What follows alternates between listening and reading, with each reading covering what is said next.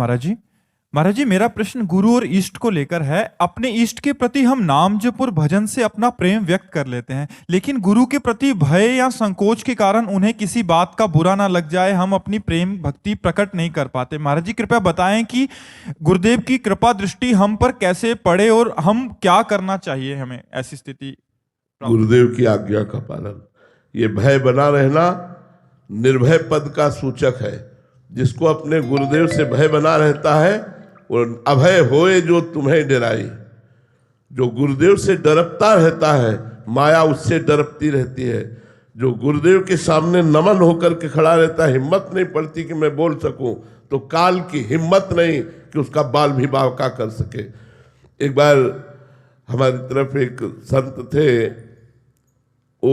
उनका बहुरंगी नाम रख दिया था गांव वाले लोगों ने, क्योंकि बहुत रंग के कपड़ों के टुकड़े जोड़कर वो पहनते थे और कबीरपंथी थे।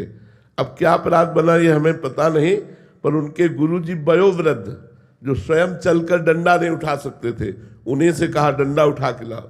वो डंडा उठा के ले झुको, वो झुके और ऐसे लाठी मारते, वो बस साहब साहब साहब साहब ऐसे करके पीछे हट जाते, फिर बुलाते आओ, फिर डंडा मारते, फिर वो साहब साहब करके लौट जाते, फिर वो बुलाते।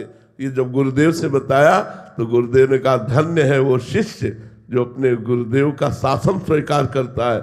जो गुरुदेव का शासन स्वीकार करता है, माया कभी उस पर शासन नहीं कर सकती। तो गुरुदेव से डरना, गुरुदेव से संकुचित होना, हमारी साधना सुरक्षित बनी रहेगी।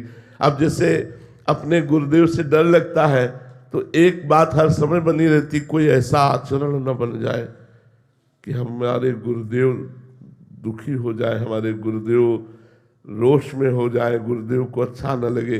हे भगवान, आप हमको ऐसी सामर्थ्य दो कि गुरुदेव के अनुकूल चल सके, कभी गुरुदेव के प्रतिकूल आचरण न बने। ये डर बहुत अच्छा है।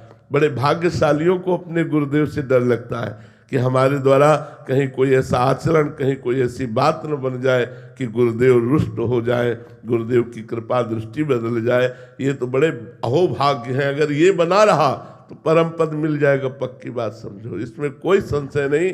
जो गुरु से डर गया, माया उससे डर गई। गुरु से डरता रहे कि कहीं कोई अपराध न बन जाए, कहीं कोई।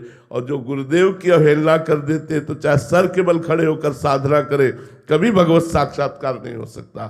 गुरुदेव की अवज्ञा करने वाले को कभी भगवत साक्षात्कार। कोई ये समझे कि मंत्र मिल गया, उपासना मिल गया, चलो अभी गुरुदेव क्या है, कुछ नहीं, कुछ नहीं चलेगा ही नहीं, मंत्र ही नहीं चलेगा, मंत्र ही सिद्ध नहीं होगा, उपासना ही खंडित हो जाएगी।